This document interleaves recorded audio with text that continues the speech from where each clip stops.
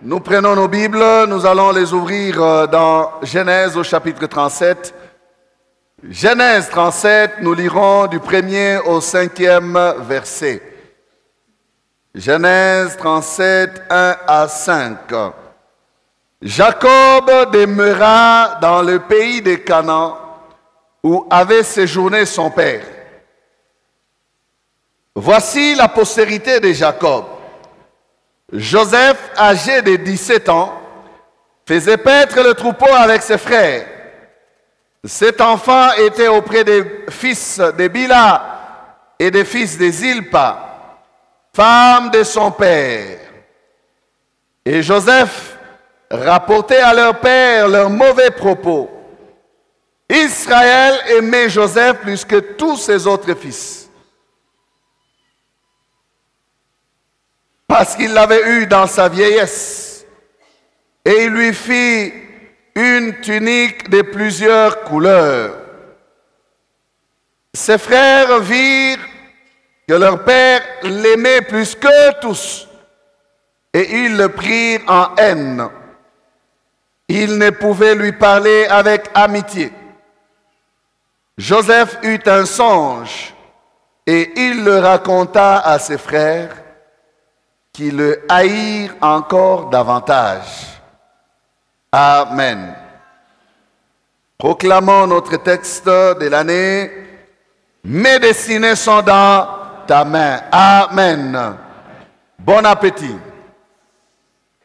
Les tuniques de la destinée. Bien-aimés, comme vous l'avez remarqué, nous sommes dans l'histoire de Joseph. Joseph, oh, quelle histoire! Une histoire de destinée comme seul Dieu sait les écrire. Quelle histoire! L'histoire de Joseph. Déjà pendant que moi-même je pense là, je sens la destinée de Joseph.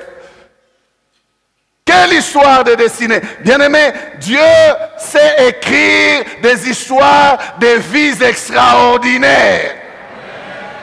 Dieu sait écrire des histoires de manière tout à fait particulière. Des histoires comme lui seul sait, non pas seulement les écrire, non, les faire vivre. Dieu sait faire vivre à des hommes et à des femmes des histoires particulières, des histoires qu'aucun autre homme n'a vécues, des histoires que lui seul a préparées pour ces hommes-là et pour ces femmes-là. Amen. Dieu avait manifesté son plan à ce jeune homme du nom de Joseph en lui donnant des songes. Ces songes étaient révélateurs de sa destinée. Même son père qui, en les écoutant, pouvait dire: est-ce que tu domineras sur nous? Est-ce que tu régneras sur nous? Il pouvait déjà percevoir le message qu'annonçaient ces songes. Son père savait déjà. La Bible dit qu'il gardait dans son cœur toutes ces choses. Il savait, mais ses frères ont refusé de savoir. Ses frères ont refusé de savoir. Quoi qu'ils savaient, ils ont rejambé. Ils ont résisté à la connaissance. Ils ont voulu dire: nous n'admettons pas ce que tu dis là. Et nous n'admettons pas ce que tes songes veulent signifier. Ils ne l'admirent pas. La Bible nous dit qu'Israël, Jacob donc, le père de Joseph, aimait Joseph plus que tous ses frères. Pourquoi? La Bible donne la raison. Parce qu'il l'avait eu dans sa vieillesse. Et comme vous le savez, Jacob ou Israël avait eu Joseph de Rachel, la femme qu'il aimait. Amen. Il aimait Rachel. Mais Dieu avait rendu Rachel stérile. Et la femme qu'il n'aimait pas, Léa, qui lui a été donnée par son père, parce que selon les habitudes de ce coin, on ne prend pas l'aîné, la cadette avant l'aîné. Jacob se retrouva donc, malgré lui, avec deux femmes. Mais il aimait Rachel.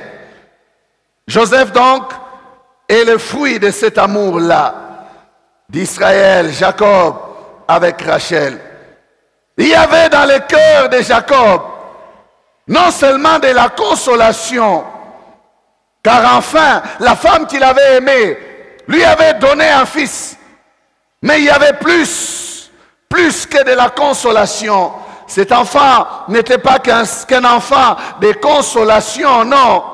Il y avait quelque chose de plus, quelque chose que je peux dire qui était lié à la destinée de Joseph, quelque chose que l'on ne peut pas expliquer. Jacob l'a ressenti dans son cœur. Il pouvait regarder cet enfant, Joseph, avec un œil et un regard différent. Il pouvait considérer cet enfant autrement qu'il ne considérait tous ses autres enfants. C'est comme si Jacob savait, il pressentait qu'il y avait une chose de Dieu dans l'enfant. C'est comme s'il ressentait ces choses. C'est comme s'il savait, bien-aimé, que cet enfant sera grand. Il n'est pas comme les autres. Et il aura quelque chose que les autres n'auront pas. C'est comme si le père Jacob savait cela. Oui, on a appelé cela par la Bible l'amour.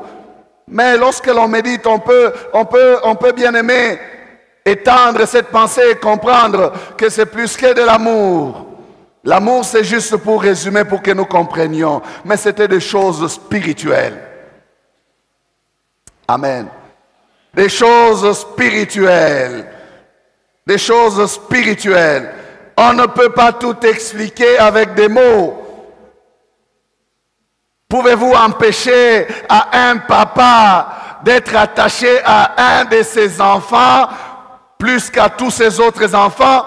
Pouvez-vous empêcher à une maman de préférer un de ses enfants plus que tous les autres enfants? Je parle aux parents. Je crois que les parents ont une relation qu'on n'explique pas avec chacun de leurs enfants. On traite avec chacun de ses enfants de manière particulière. C'est vrai qu'on peut les traiter tous de façon générale dans les affaires, comme on achète des habits à tout le monde, on fait ceci à tout le monde. Mais malgré cela, même dans la manière de reprendre, de corriger, d'encourager, il y a toujours une différence. Toujours.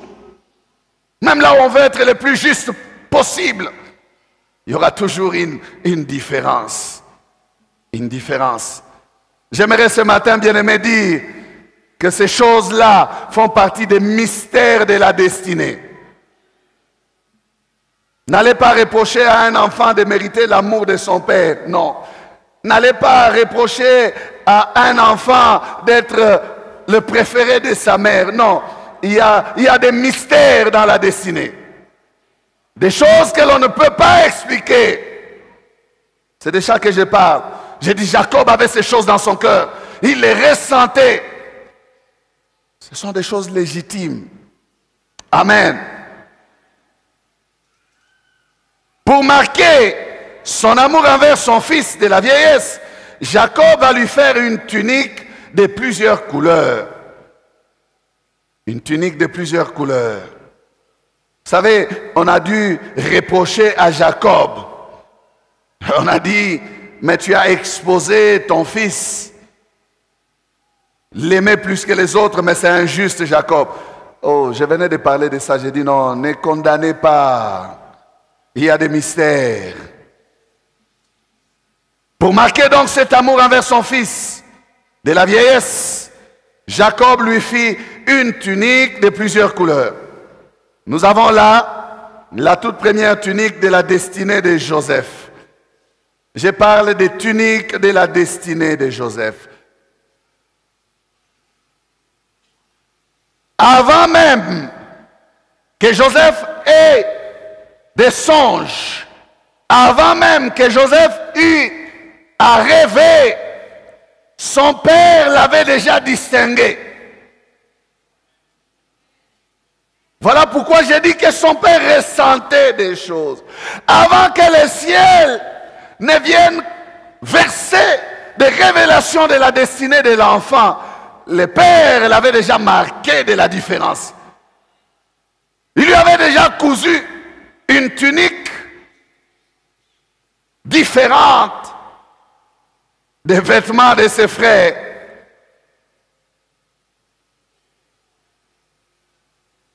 La tunique a précédé les rêves. C'est pour ça que je parle des mystères de la destinée.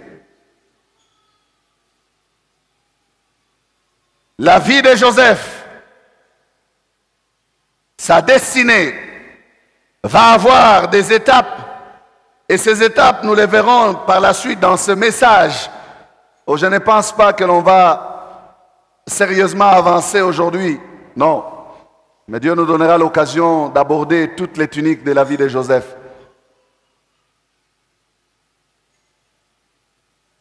À chaque étape de sa destinée,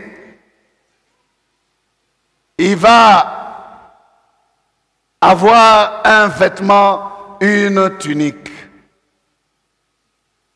Commençons avec la première tunique. C'est cette tunique dont nous parlons, la tunique de plusieurs couleurs. C'est son père qui la lui donna. Non, Joseph n'avait rien demandé. Il est né, il a commencé à grandir, et il a vu juste que le père lui a donné une tunique de plusieurs couleurs, et il a pris acte. Pour lui, qu'est-ce qu'il va faire? Il va commencer à la porter. Sans mauvaise intention aucune.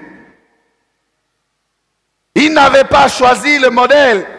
C'est son père qui a confectionné la tunique. La Bible nous dit au verset 3 qu'Israël aimait Joseph plus que tous ses autres frères, parce qu'il avait eu dans sa vieillesse, et il lui fit une tunique de plusieurs couleurs. C'est le père donc qui lui a donné la tunique. Et cette tunique va vraiment apporter des changements dans la famille. Elle va venir faire la différence entre Joseph et tous ses frères. Jamais on n'avait vu de tunique de ce genre chez aucun des fils de Jacob. Aucun des fils d'Israël ne s'habillait de cette manière-là. Alors j'imagine comment les grands frères comme Ruben pouvaient dire, mais ces modèles de vêtements, pourquoi est-ce que moi je n'ai pas grandi dedans? On pouvait voir les autres frères de Joseph se dire, mais notre père avait un talent comme celui-ci à faire des tuniques de plusieurs couleurs. Mais pourquoi ne nous en a jamais-il fait à nous? Il a attendu les fils de la vieillesse. Il a attendu que l'enfant de la vieillesse arrive pour les distinguer, pour les démarquer de ses autres frères. Alors, Joseph donc était remarquable. On pouvait savoir que c'est Joseph qui passe, parce que tout simplement la griffe qu'il portait était unique. Unique. Personne dans son quartier ne l'avait. Personne dans sa famille ne l'avait. C'était à lui et à lui tout seul. Alors, on pouvait l'identifier facilement. Pour Israël, il voulait juste exprimer son amour, marquer la différence. Mais je disais que c'est plus que cela. Il a réussi à marquer cette différence parce qu'il amena vraiment la différence entre Joseph et tous ses frères.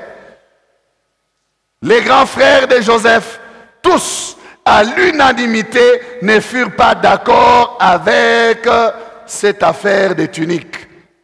Non. On peut dire que la tunique était la tunique de l'amour de Jacob pour son fils. Mais cette tunique de l'amour pour le père fut la tunique de la haine pour ses frères. Tunique de l'amour du père, mais tunique de la haine des frères. Donc en voyant le petit Joseph, il s'énervait. Le verset 4 nous dit, ses frères virent que leur père l'aimait plus que tous. Ils ont vu en quoi? Dans la tunique.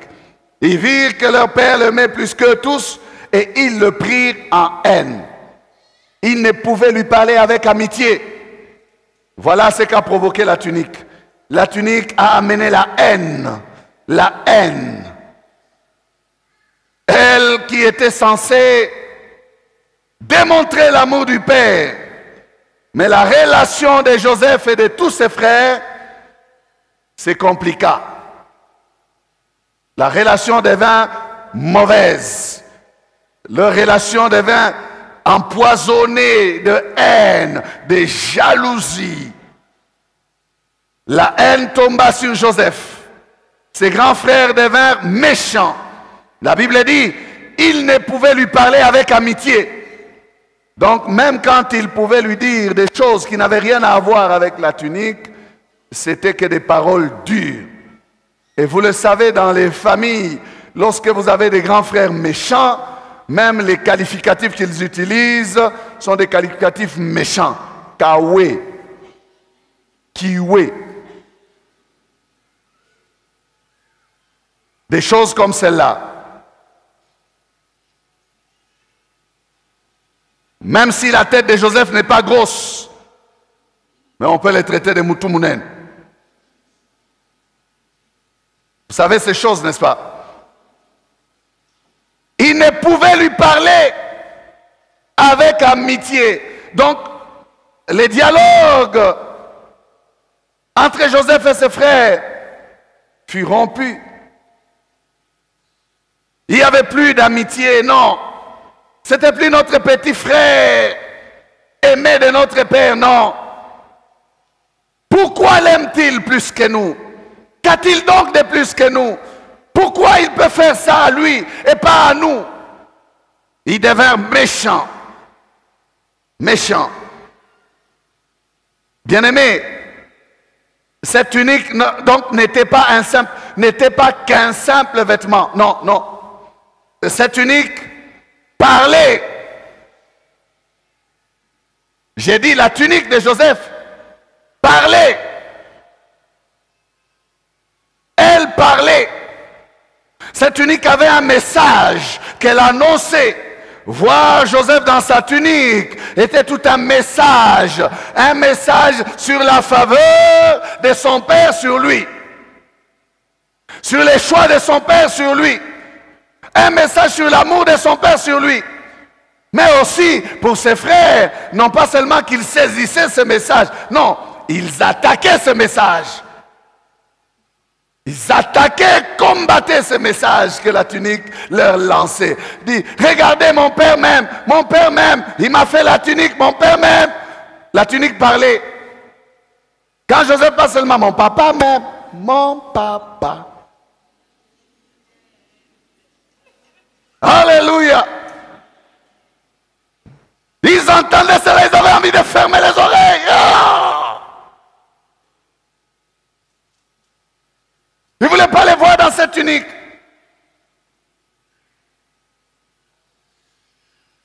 Avez-vous eu des combats en famille?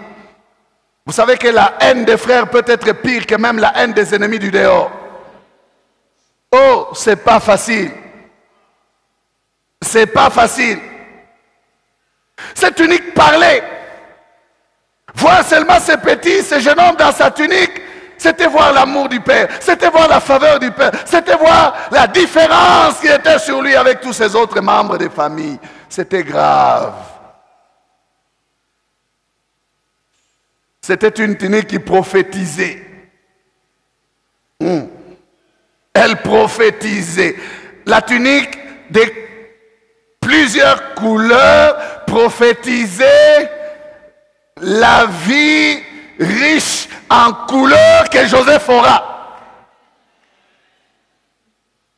Elle parlait de sa vie future riche en couleurs. Une vie riche en couleurs était perceptible dans les plusieurs couleurs qui étaient dans cette tunique. Il y avait le rouge, il y avait le bleu, il y avait le jaune, il y avait le vert, il y avait plusieurs couleurs, il y avait du blanc. Bien-aimé, cette tunique parlait, elle parlait. Le rouge annonçait la souffrance de Joseph, les sacrifices, des problèmes qu'il allait avoir, des moments difficiles de sa vie. Le rouge annonçait cela, le bleu annonçait que Joseph évoluera toujours sous un ciel ouvert. Le ciel ne sera jamais fermé sur lui. Le ciel lui sera toujours favorable. Il avait ça sur sa tunique. Les Bleus annonçaient sa communion avec le ciel. Dit Joseph, tu évolueras sur un ciel, sous un ciel ouvert. Peu importe ce qui arrivera sur la terre, mais sache Joseph que le ciel sera toujours favorable à toi. Ça parlait. Et ça énervait ses frères. Oh! Les jaunes, qu'est-ce que les jaunes annonçaient? Les jaunes annonçaient que l'or sera en abondance dans les mains de ces petits. La richesse sera présente. Les jaunes annonçaient cela. Que l'or sera au rendez-vous dans la vie de Joseph. Les blancs annonçaient quoi? Les blancs annonçaient à Joseph de garder sa pureté. Joseph, garde ta pureté. Défends ton intégrité. Ne cède pas. Même quand la souffrance se lèvera, toi, reste toujours attaché à Dieu. Que la sainteté t'accompagne. Que la sanctification soit ta force, Joseph. Et le ver annonçait que Joseph portera de fruits. Joseph deviendra un grand arbre. Et sous cet arbre se réfugieront ses frères. Les gens de partout viendront et ils trouveront refuge sous cet enfant. Bien-aimé, la tunique parlait. Les grands frères ont vu, mais ils ont refusé. Ils se sont énervés. Ils se sont fâchés.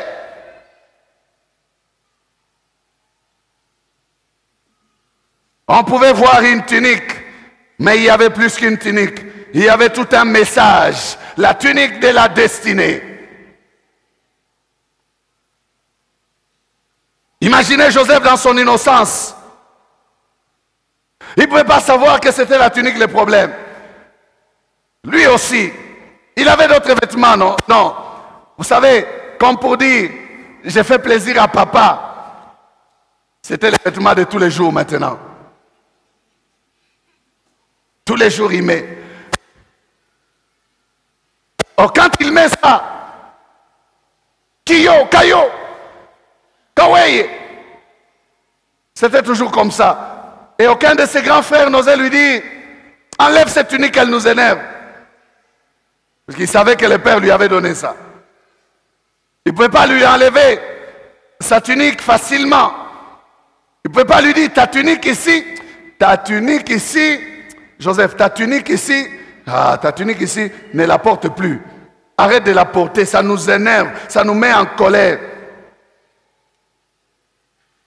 Comme il ne pouvait lui dire, Joseph aussi exagéré, chaque jour il ne mettait que sa tunique. Il se réveille le matin, ma tunique. Et déjà les problèmes commençaient le matin. Pousse là-bas. Aïchou. Il ne comprenait pas. Il ne comprenait pas, mais qu'est-ce que je vous ai fait? Qu'est-ce que je vous ai fait? Quel est le problème avec moi? Le message était derrière ces simples vêtements. Simples vêtements? Non. Message de Dieu.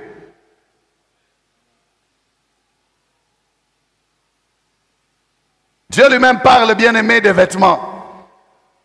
Je prends juste un verset où je vous lis dans Ésaïe 61, versets 2 à 4. Il dit ceci: pour publier une année de grâce de l'Éternel et un jour de vengeance de notre Dieu, pour consoler tous les affligés, pour accorder aux affligés de Sion, pour leur donner un diadème au lieu de la cendre, une huile de joie au lieu du deuil, un vêtement de louange au lieu d'un esprit abattu, afin qu'on les appelle des térébintes de justice, une plantation de l'Éternel pour servir à sa gloire. Ils rebâtiront sur d'antiques décombres, d'anciennes ruines, Ils relèveront d'antiques décombres. Ils renouvelleront des villes ravagées, dévastées depuis longtemps. Amen. Bien-aimés, Dieu lui-même parle du message des vêtements. Dieu dit que quand la saison changera, les vêtements changeront aussi. Les anciens affligés,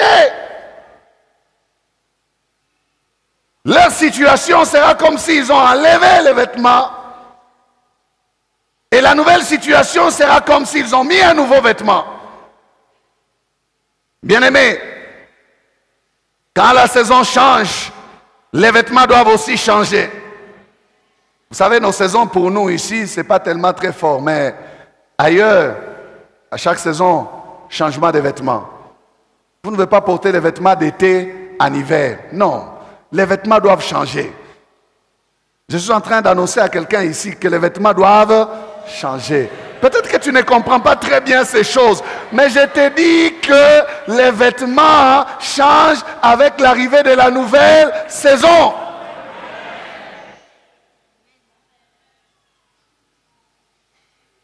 Chaque étape de la vie de Joseph va avoir un vêtement. Bien-aimé, lorsque Dieu changera ta saison, tu verras, tes vêtements changeront aussi. Quand Dieu t'amène dans une autre dimension, il t'amène aussi à changer les habits ou les vêtements de cette dimension-là.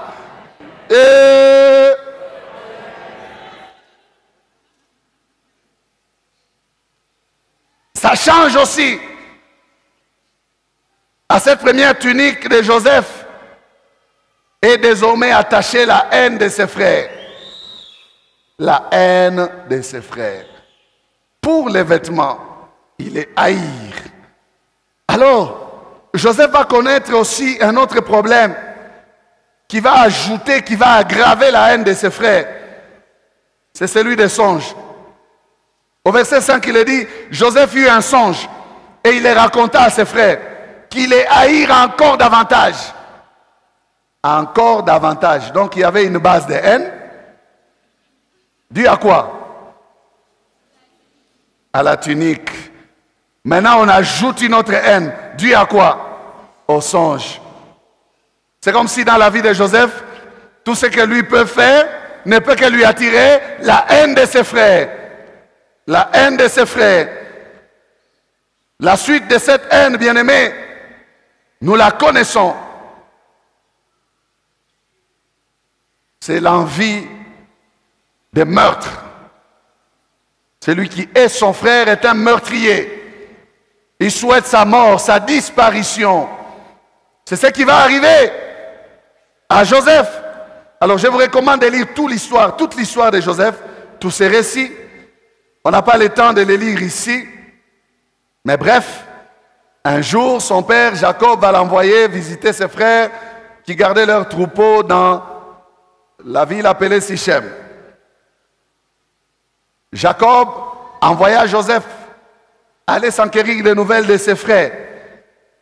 Et quand Joseph va arriver là-bas, ce fut la belle occasion pour ses frères, belle occasion à saisir pour assouvir leur haine.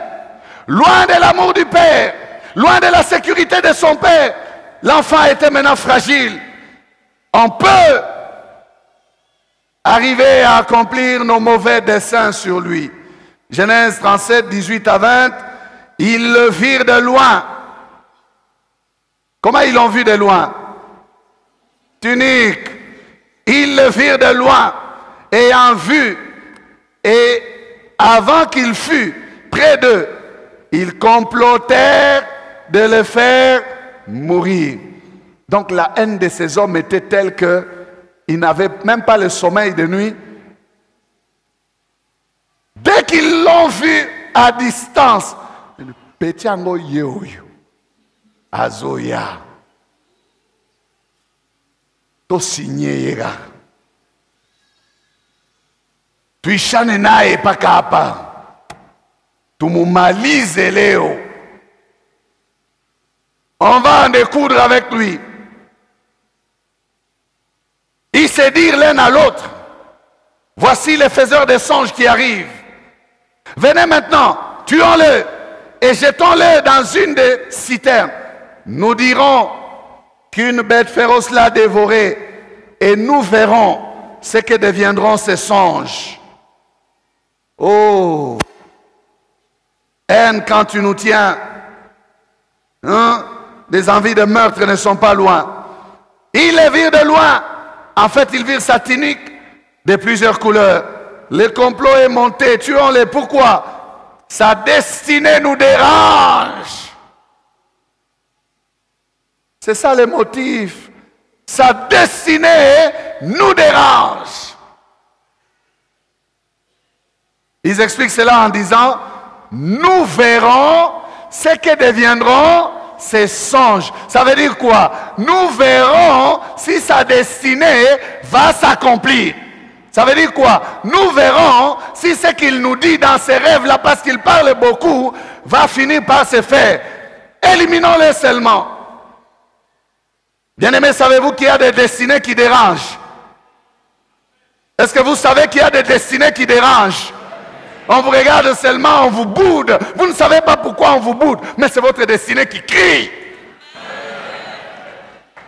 Les collègues de service les sentent.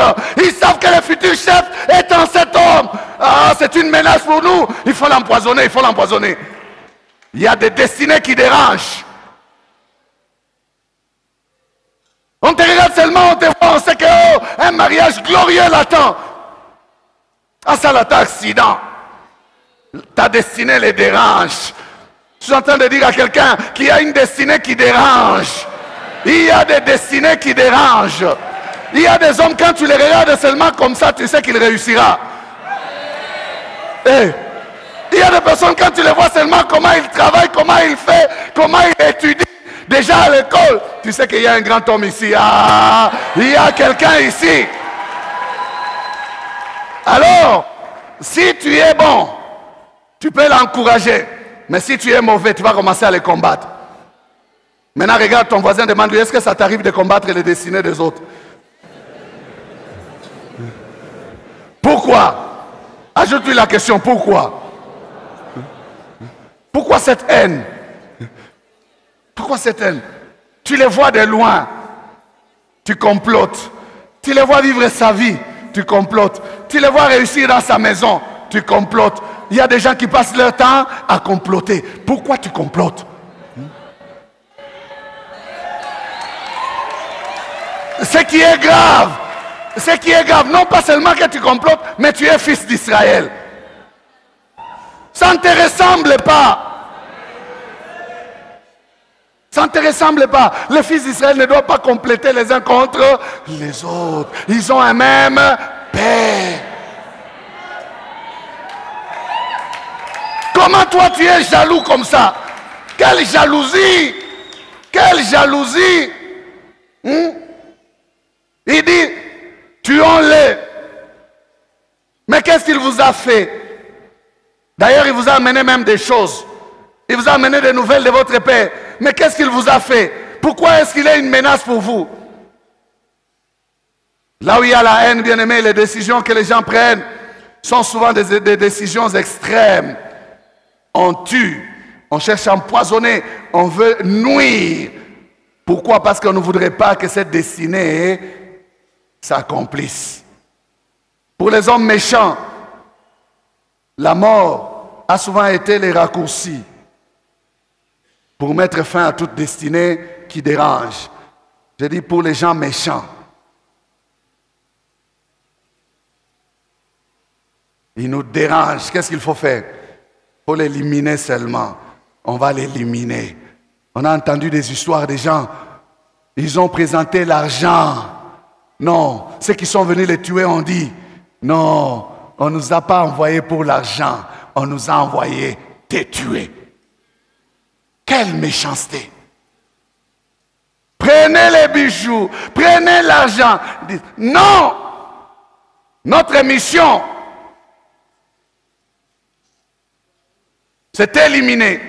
Alors la question que je me pose pour ces méchants-là, quand tu enlèves la vie de ton semblable, qu'est-ce que toi tu gagnes?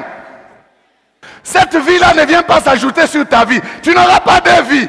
Et ta vie, et la vie de l'autre. Je menace ta vie. Tu n'auras pas cette vie-là. Et même quand tu enlèves cette destinée-là qui te dérange, tu ne vivras pas cette destinée-là. Tu ne la vivras pas.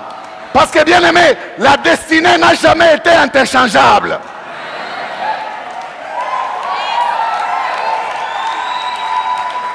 Alors, arrêtez de haïr. Quelqu'un dans sa destinée, laissez-le vivre sa destinée. Parce que la destinée est interchangeable. Une vie, une destinée. Tu ne peux pas te mêler. Il y a trop de gens qui se mêlent des destinées des autres. Frère, arrêtez. Tu ne peux pas vivre la vie de l'autre. Tu ne peux pas vivre sa destinée. Non. La destinée est personnelle et privée. Alléluia. Elle est personnelle et privée. J'ai une destinée, tu as ta destinée. Amen. Laisse ton frère vivre. Sa destinée n'empêchera pas la tienne de s'accomplir. Non. Ne tue pas Joseph. Ne tue pas Joseph parce que tu ne sais pas. Joseph te sera utile demain. Quand ils étaient là, est-ce qu'ils savaient? Ils ne savaient pas. Les gens disent le monde est petit. La personne que tu es aujourd'hui, tu la croiseras assis sur un trône. Est-ce que je te parle?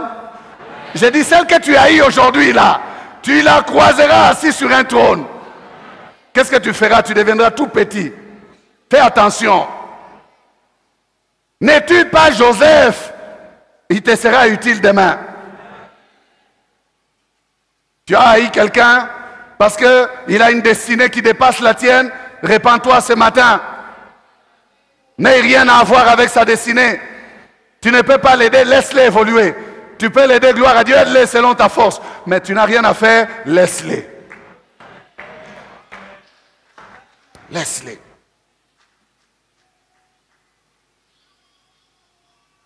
Genèse 37, verset 23. Lorsque Joseph fut arrivé auprès de ses frères, le complot s'est tenu loin pendant qu'il était loin. Maintenant, quand il arrive, écoutez, ils le dépouillèrent de sa tunique, de la tunique de plusieurs couleurs qu'il avait sur lui.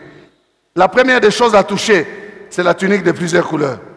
Avant même de toucher la vie de Joseph, avant même de les jeter dans la citerne, avant même de faire quoi que ce soit, on enlève d'abord cette fameuse tunique qui nous rappelle qu'il est bénéficiaire de l'amour de notre Père. Enlève. Ils lui ont enlevé, ils le dépouillaient de cette tunique. Ils veulent dire, nous te diminuons.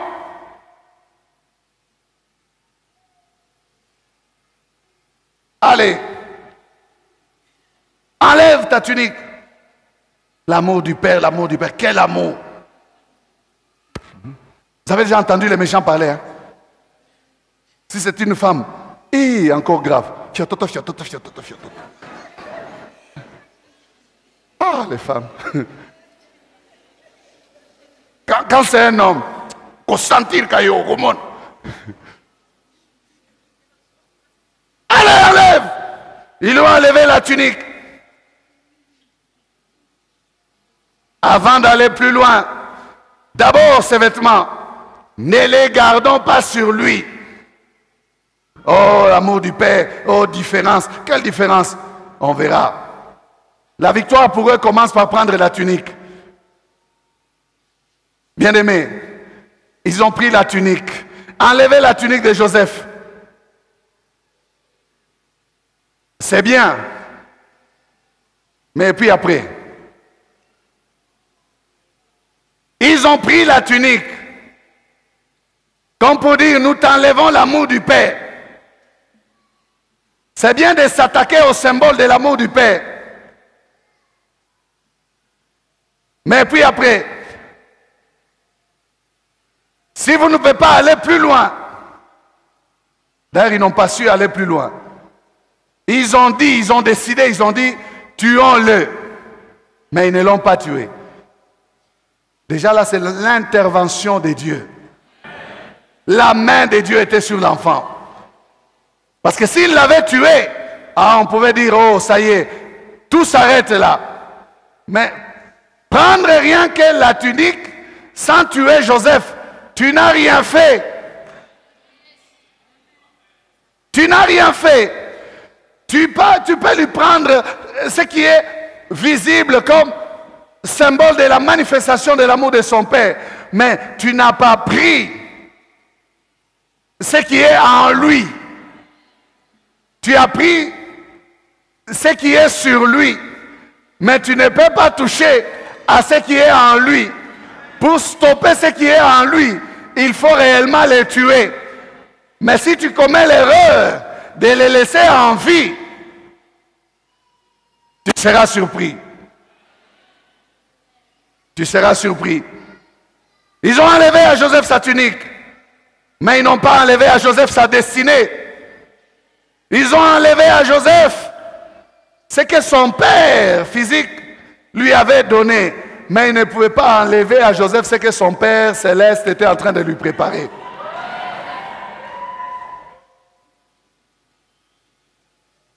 Joseph fut vendu en sous-vêtements. Il fut vendu comme esclave, nu, presque nu, aux Ismaélites. Ses frères gardèrent sa tunique de plusieurs couleurs avec eux. Ils ne savaient quoi en faire. Ils étaient là avant, ils ont gardé, ils ont vendu leurs frères. Ils étaient là en train de se réjouir. Eh bien aimé, vous savez, ils l'ont vendu à combien? À 20 cycles d'argent. Ce qui équivaut à 44 $. Petite valeur. Ils l'ont sous-estimé. Oh, s'ils pouvaient connaître la véritable valeur que le ciel donnait à cet homme, ils allaient marchander beaucoup et gagner beaucoup. Mais ils ont gagné très peu à cause de leur haine. Vous savez, la haine aveugle. Vous trouvez quelqu'un qui dit, pour en finir seulement, pour en... débarrassez-moi de ça. Sous la colère, sous la haine. Est-ce que tu as fait les bons calculs? 44 $. Qu'est-ce que tu gagnes en vendant ton frère? 44 $ seulement. Un cycle d'argent égale à 2,20 $. 2,20. Tu fais fois 20 cycles, ça fait 44 $ seulement. Très peu compris à vendre son frère. S'il faut encore accepter qu'un homme puisse avoir un prix. Un homme n'a pas de prix. Un homme n'a pas de prix. Tu sais, ton prix, c'est le prix de ton Dieu. Ton prix, c'est la vie de Jésus-Christ. Tu as tellement de la valeur qu'aucun individu ne peut te mettre de prix. Oh, c'est dommage que nos frères soient vendus en Libye et partout ailleurs là, à vil prix, 400, 700 $. Ça, c'est la méchanceté des cœurs des hommes. Bon, on ne va pas entrer dans ces choses. Et aussi, pourquoi ils partent? Nous restons chez nous. Restons chez nous, on a tout. Et puis quand on nous injurie, on se fâche, oh, on nous injurie. Mais arrangeons chez nous. Nous avons tout pour arranger chez nous. Est-ce que nos dirigeants peuvent nous aider? Pourquoi est-ce qu'on n'arrange pas chez nous? On va chez les autres, on voit des bonnes choses ailleurs. Quand on vient chez nous, déjà à l'aéroport, c'est comme si les yeux deviennent souillés. Ailleurs, les yeux sont sanctifiés, des belles choses. Mais dès que tu atterris, choc. Mais c'est quoi ça, cette histoire? Arrangeons chez nous. C'est notre responsabilité à nous tous. Amen. Je ferme cette parenthèse. Joseph est parti, vendu comme esclave, sans tunique. On a pris sa tunique. Et pourquoi a-t-on pris sa tunique? Parce que cette tunique, bien-aimée, la première tunique de Joseph, il devait s'en débarrasser. Joseph était en train d'entrer dans une nouvelle saison.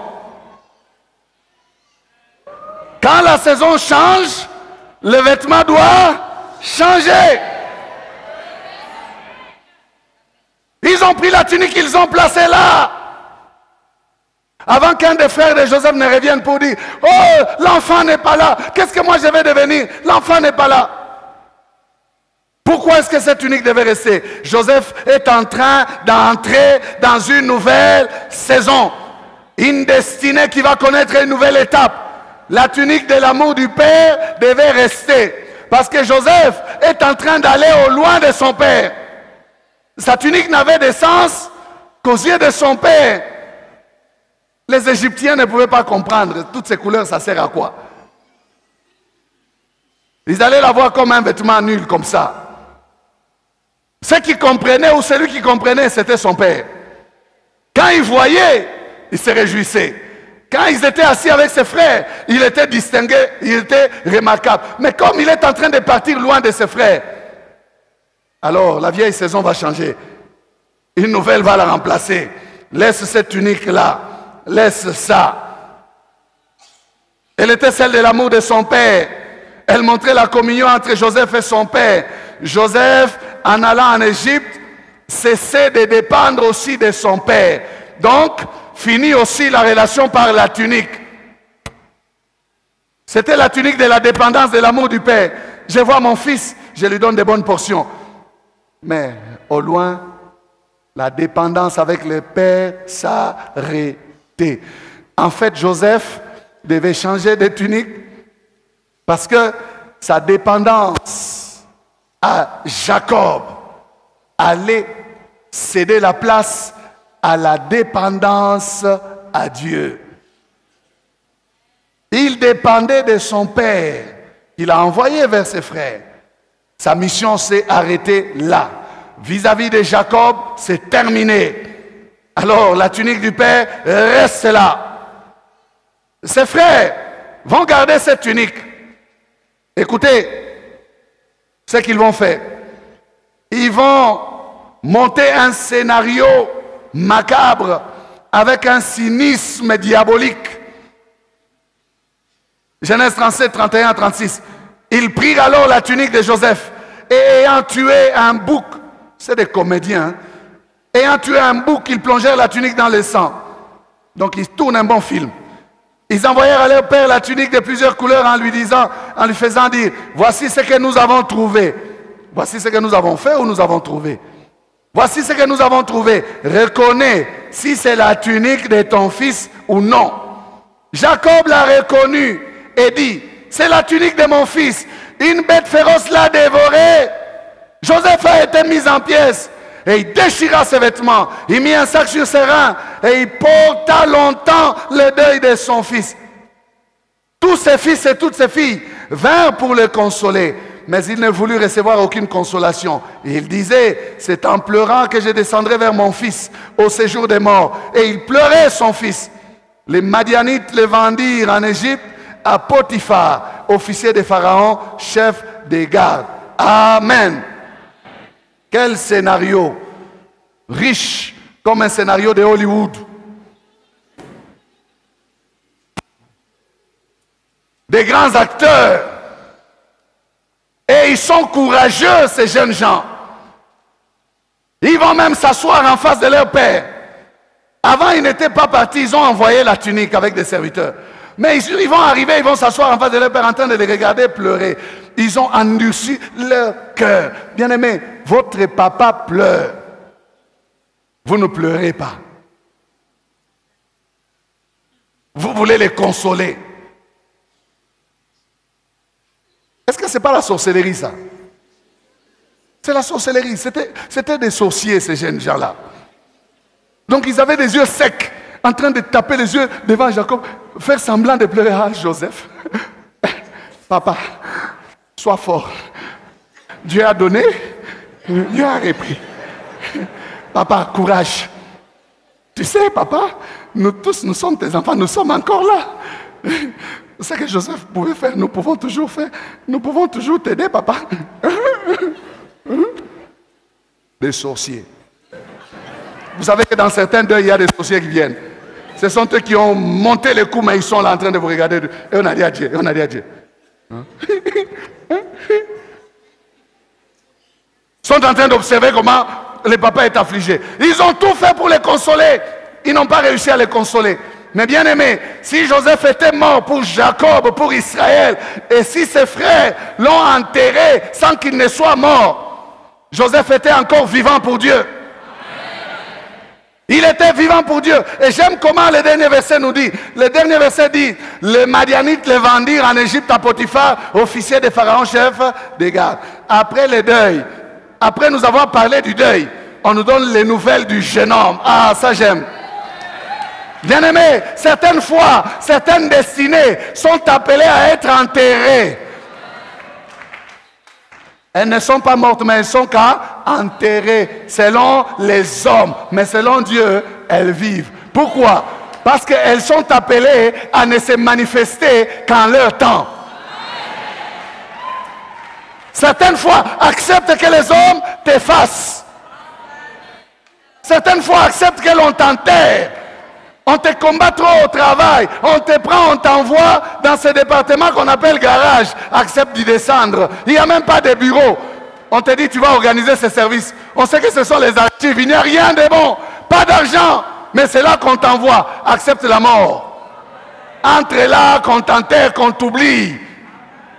Tu es mort pour eux, ils se réjouissent. Mais tu vis pour Dieu. Joseph était vivant. Alléluia. Dieu était capable, frères et sœurs, de révéler à son père, même dans un songe, que Joseph n'est pas mort. Mais pas de songe, pas de révélation pour un homme spirituel comme Israël, qui parlait avec Dieu.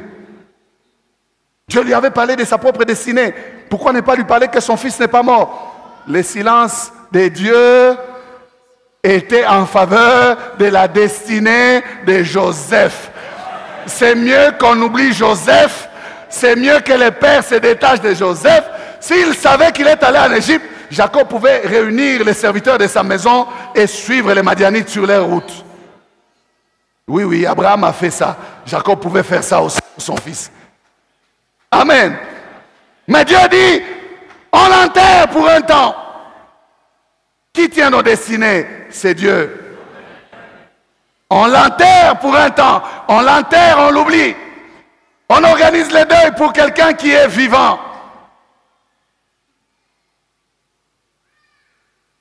Dieu ferme même la bouche de ses frères. Aucun d'entre eux n'a vendu les secrets. Aucun. Regardez comment ils ont été courageux, ces gens, dans le mal. Même un d'entre eux pouvait dire, papa, j'ai une confession à te faire. Tu sais, en fait, que tu as eu à pleurer beaucoup, mais il peut y avoir de l'espoir. Nous n'avons pas vu les corps de Joseph. Nous n'avons pas vu cette bête féroce.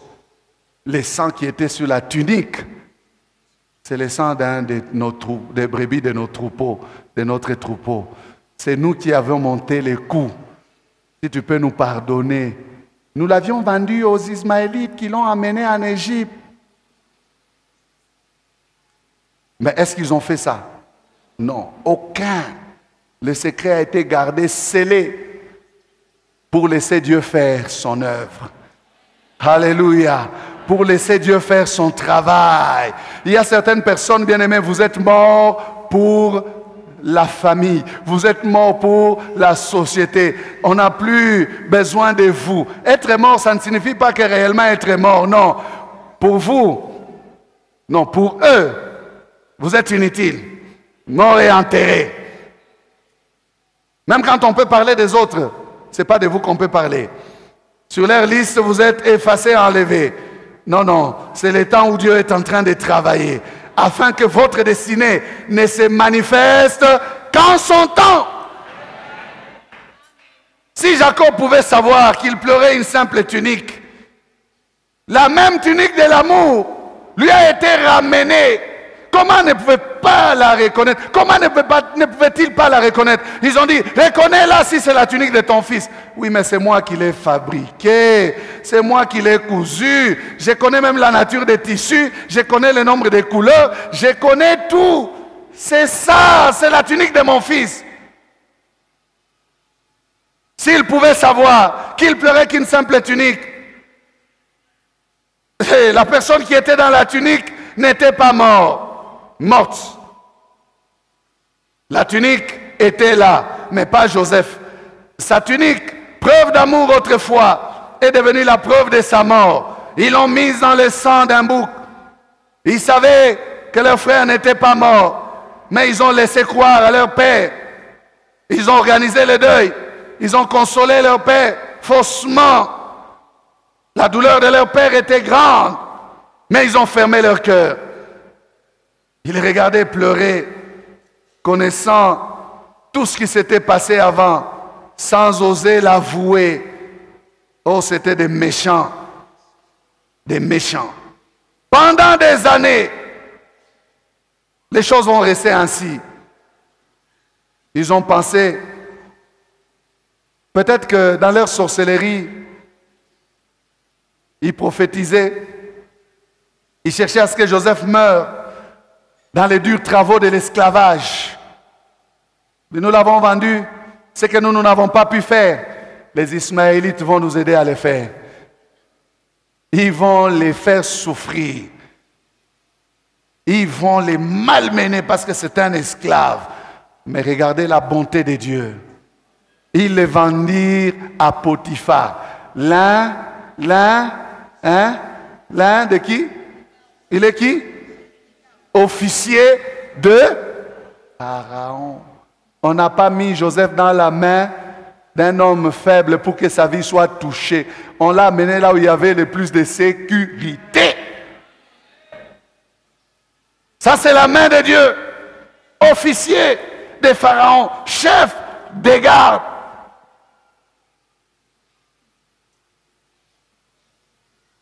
Pour Jacob, la vie de Joseph s'arrête là. Il est mort, tout simplement parce qu'il a la preuve de sa mort, la tunique.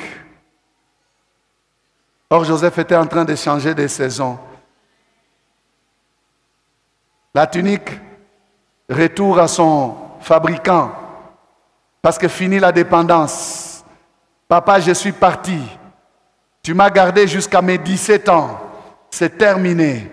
Désormais, je dépendrai de Dieu. Désormais, je dépendrai de Dieu. Oh, quand Joseph traverse la frontière d'Égypte, il se souvient de son père et de l'amour de son père. Il reçoit des gifles des esclaves. Mais il peut dire, papa, je suis encore en vie. Certainement qu'à cette heure, tu es en train de pleurer, de me pleurer. Mais ne pleure pas. Papa, un jour viendra où on se reverra. C'est terminé pour son père, mais ce n'est pas terminé pour Joseph. C'est terminé pour les hommes, mais ce n'était pas terminé pour Dieu. Alléluia. Tant qu'il y a la vie, il y a de l'espérance. Ils ont commis l'erreur de vendre Joseph. Il fallait qu'ils les tuent. Pour bien conjuguer tout cela, il fallait qu'ils les tuassent pour en finir une bonne fois avec lui. Mais comme ils ne l'ont pas tué, à suivre. Baissons la tête.